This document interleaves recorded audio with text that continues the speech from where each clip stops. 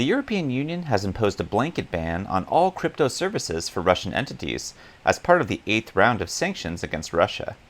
In a declaration published on October 6th, the EU introduced another set of sanctions against Russia due to the recent escalation and long-term conflict in Ukraine. The new sanctions include a complete ban on cryptocurrency cross-border payments between Russians and the European Union. This includes a ban on all cryptocurrency wallets, accounts, or custody services, regardless of the value of the wallet. The new sanctions were put in place in response to Russia's annexation of Ukrainian territory following what the EU calls a fake referendum, along with troop deployments and threats of nuclear escalation. This comes shortly after Russian authorities approved the use of cryptocurrencies for payments across borders. In the policy that approves such transactions, lawmakers described how cryptocurrencies can be acquired and their uses. The decision aligned with the Central Bank of Russia's agreement to legalize crypto for cross-border payments a few weeks earlier on September 5th. In its dealings with China, Russia aims to use a central bank digital currency, which is currently in a trial phase, to settle transactions. Previously, in 2020, the country passed a law banning payments via digital assets. Following on the latest tightening of EU sanctions, however, Russia has faced additional blockages from the US.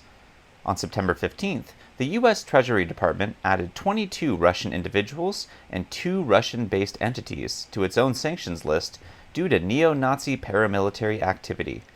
The new sanctions extend beyond cryptocurrencies and also include restrictions on individuals and entities in the Donetsk, Luhansk, Kherson, and Zaporizhzhia regions.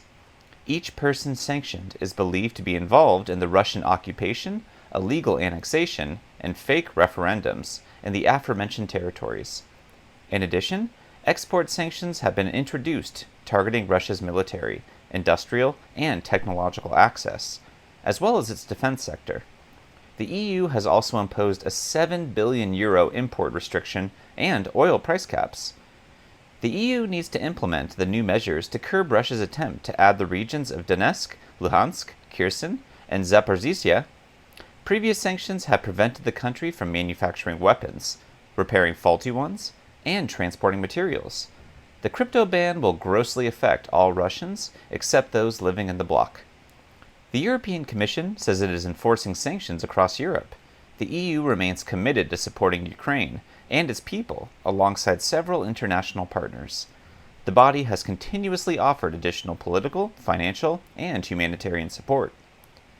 Until next time, take care of your money, and don't forget to subscribe to my channel for continued updates on this situation.